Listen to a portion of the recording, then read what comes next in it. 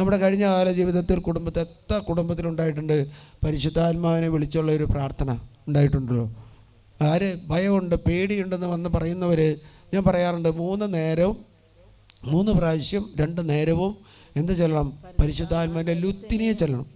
കണ്ണിന് കാഴ്ച മങ്ങിയ വ്യക്തികൾ പരിശുദ്ധാത്മാവിൻ്റെ ലുത്തിനിയെ ചൊല്ലട്ടെ, പരിശുദ്ധാത്മാവ് കടന്നു വരും. അല്ലെങ്കിൽ അതിലെപ്രകാരം വല്ല സാത്താനെ നിർവീര്യമാക്കിയ പരിശുദ്ധാത്മാവെ കടന്നു വരണമേ.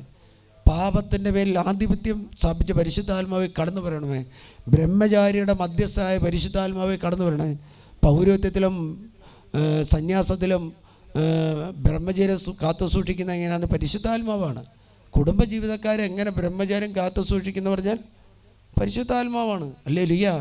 പരിശുദ്ധാത്മാവ് ഇല്ലാത്തവന് ഒരു ബ്രഹ്മചാരികളായിട്ട് കുടുംബത്തിലോ സഭയിലോ ജീവിക്കാൻ പറ്റില്ല. Hallelujah, hallelujah. സ്വന്തം ഭാര്യയുമായിട്ടുള്ള ബന്ധങ്ങളല്ലാതെ മറ്റു ബന്ധങ്ങൾ ചെയ്യുന്നവൻ വ്യഭിചാരിയാണ്.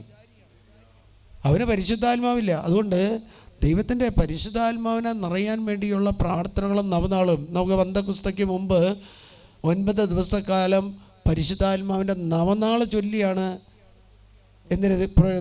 പെന്തക്കോസ്തയ്ക്ക് വേണ്ടി പോകുന്നത്. അതുകൊണ്ടാണ് പരിശുദ്ധ അമ്മയോട് ലൂക്കായുടെ സുവിശേഷത്തിൽ 1-ാം അധ്യായത്തിൽ 35-ാമത്തെ തിരുലിഖിതത്തിൽ പരിശുദ്ധാത്മാവ് നിൻ്റെ മേൽ വരും, പരിശുദ്ധാത്മാവ് നിൻ്റെ മേൽ വരും, അത്യുന്നതൻ്റെ ശക്തി നിന്റെ മേൽ ആവസിക്കും.